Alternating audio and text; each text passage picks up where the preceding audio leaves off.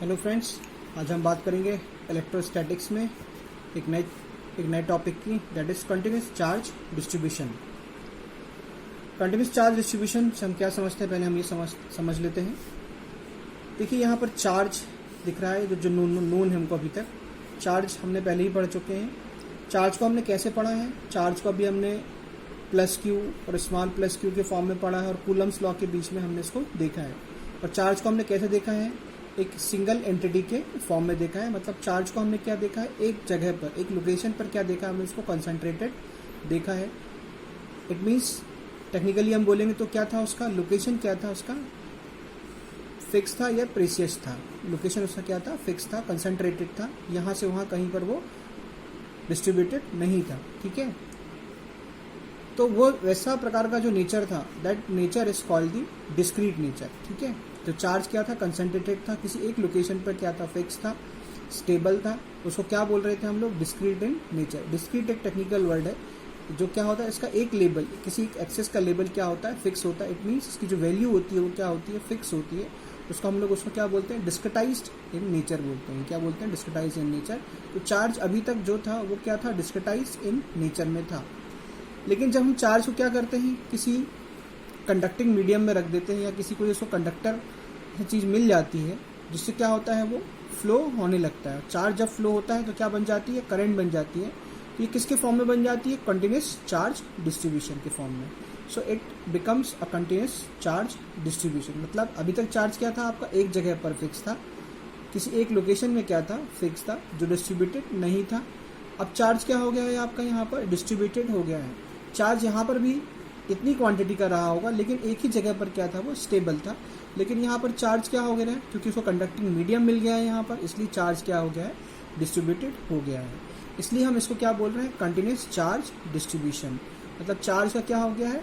Continuous form में क्या हो गया है? डिस्ट्रीब्यूशन हो गया है। कंटिन्यूस से मेरे ख्याल से आप समझ गए होंगे। कंटिन्यूस मतलब क्या होगा? जहाँ कहीं से भी क्या होना चाहिए, वो ब्रेक ना हो, उसको क्या बोलते हैं हम लोग? कंटिन्यूस।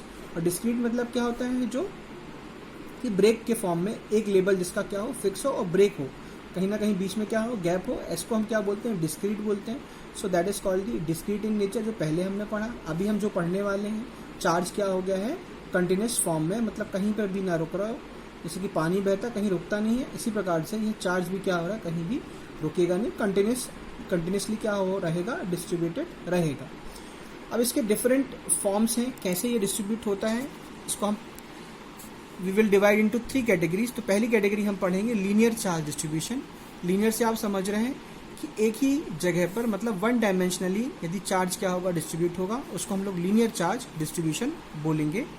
मतलब हम देखेंगे किसी एक सिंगल रॉड को ले लेते हैं, एक लीनियरली एक रॉड को लेते हैं हम। उस रॉड के चारों तरफ यदि हम देखें तो चार्ज क्या होता है? डिस्ट्रीब्यूट होता है।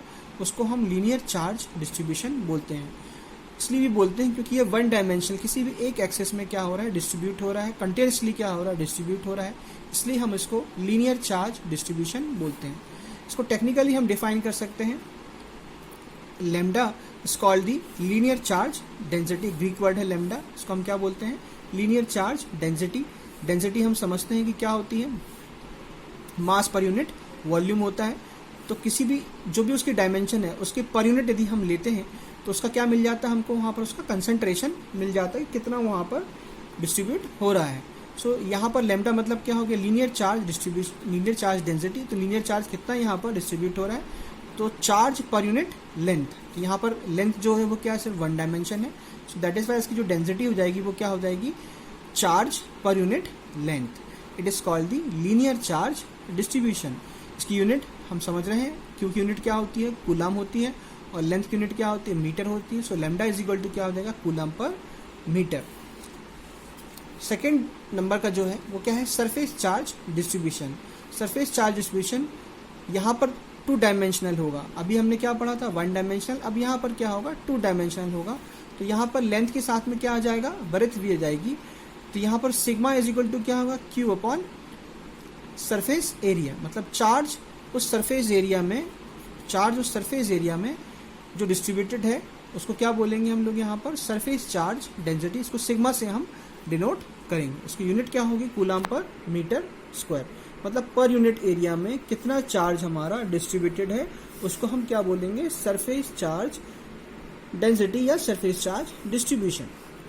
नेक्स्ट है वॉल्यूम चार्ज डिस्ट्रीब्यूशन। ये कैसे होगा, 3 डायमेंशनली क्या होगा, ये डिवाइड होगा या डिस्ट्रीब्यूटेड होगा। हम देख रहे हैं यहाँ पर जिसकी ग्रीक वर्ड में हम इसको किससे नोट करते हैं, रो से। तो charge per unit volume, it is called the volume charge distribution. It is defined as, charge की जो यूनिट होगी वो क्या होगी, कूलम। वॉल्यूम मतलब क्या होगा, 3 डायमेंशनल, तो मीटर क्यूबिक यूनिट्स, तो कूलम पर मीटर क्यूब इसकी यूनिट हो गई। So this is called the rho, is called the volume charge density. Okay, so what we have discuss about the continuous charge distribution. इससे क्या बोल सकते हैं हम, पहले चार्ज किस नेचर में था, चार्ज कंसंट्रेटेड या डिस्क्रीट नेचर में था। अब चार्ज को कंडक्टिंग मीडियम मिल गया, इसलिए उसको हम क्या बोलेंगे, कंटिन्यूस चार्ज डिस्ट्रीब्यूशन बोलेंगे। डिफरेंट डायमेंशन में हो सकता है, it may be in linear form, linear मतलब कि 1 डायमेंशन में भी डिस्ट्रीब्यूट हो सकता है, मतलब चार्ज क्या हो सकता है, फ्लो हो सकता है। It may be in surface charge distribution, 2 dimension में भी क्या कर सकता है, ये फ्लो कर सकता है। यदि जैसी उसकी शेप रहेगी उस हिसाब से वो डिस्ट्रीब्यूट हो जाता है, जैसी शेप उसको वहाँ पर मिलेगी जो भी मीडियम होगा। तो सिग्मा इज इक्वल टू क्या होगा, चार्ज पर यूनिट एरिया। इसी प्रकार से जिसको वॉल्यूम वहाँ पर मिल जाता है तो वॉल्यूम चार्ज यहाँ पर क्या हो जाएगा, वॉल्यूम चार्ज डिस्ट्रीब्यूशन भी हो जाता है। जब 3 डायमेंशन उसको मिलेंगी तो यहाँ पर क्या हो जाएगा, charge per unit volume. So thank you.